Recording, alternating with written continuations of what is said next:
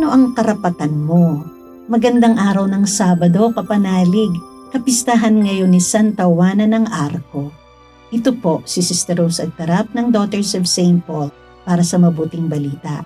Tayo nang magnilay sa Ebanghelyo ayon kay San Marcos.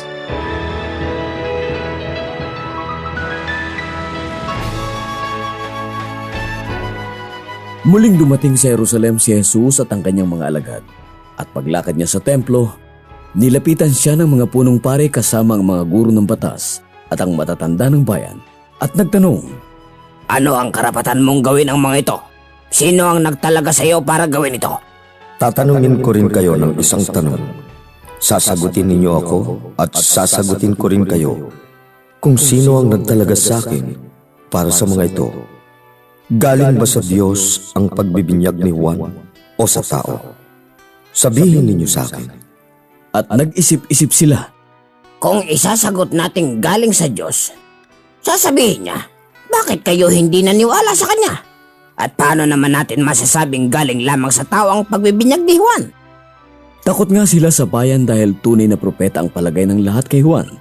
Kaya isinagot nila kay Jesus, Hindi namin alam. Hindi ko rin sasabihin sa inyo kung sino ang nagtalaga sa akin na gumawa ng mga ito.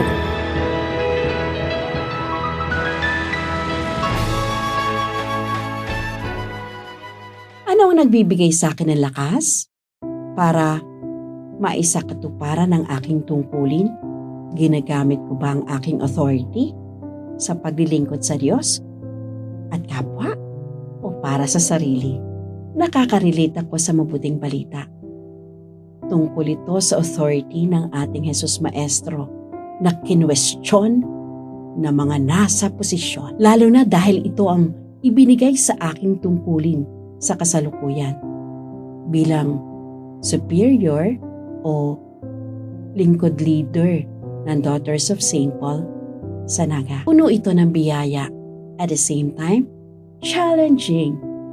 Pero ano pa man, alam kong mula sa Panginoon ang ginagampanan ko ngayon at nananalig ako sa Kanya na Siya ang aking gabay sa pagpapasya at Siya rin ang kumikilos sa aking kalooban.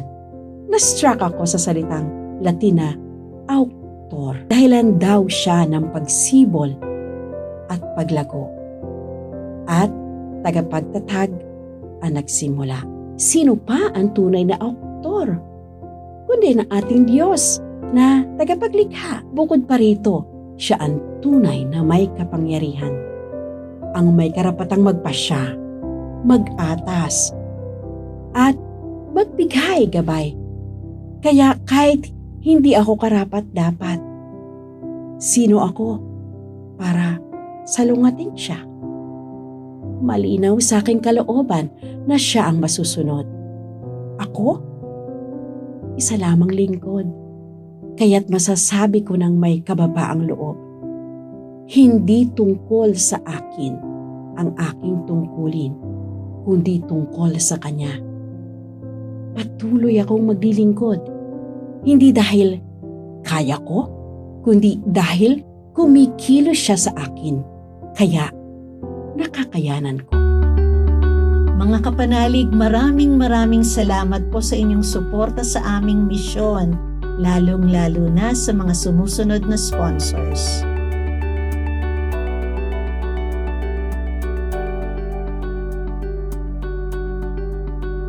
Subscribe, like, share, and follow po lines sa aming social media accounts. Patuloy po kaming humihingi ng inyong tulong upang maipagpatuloy ang programang ito. Maaari po ninyong ipadala ang inyong love offerings at donasyon sa aming donations channels. Makakaasa po kayo na kasamang lagi ang inyong mga intensyon at kahilingan sa aming panalangin araw-araw. Ito pong muli si Sister Rose na nag-aanyaya sa inyong manalangin. Sa iyong pagkabuhay muli, Panginoong Hesukristo, binigyan mo kami ng bagong pag-asa at pinalalim ang aming pananampalataya. Panibaguhin mo kami upang masigasig naming maipalaganap ang mabuting balita ng may kagalakan at kapayapaan. Amen. Alleluia.